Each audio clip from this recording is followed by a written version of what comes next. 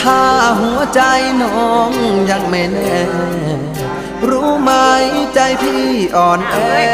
เป็นโรคแพ้สัญญาลอยลอย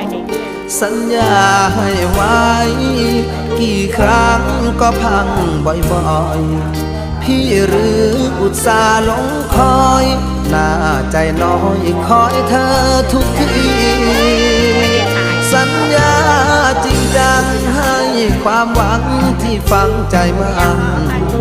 จะรักกับพี่ยืนนานปากหวานยืนยันทั้งปีแต่งงานเมื่อพร้อมอย่าหอมยอมใจรับพี่คนลาก็คือช้ำฟรีคนดีไม่มีสัจจาสัญญาเอ่ยมาแล้วก็ลาจาก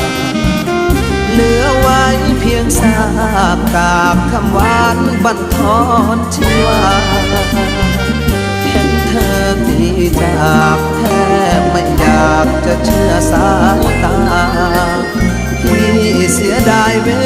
ลาที่คอยหาแล้ว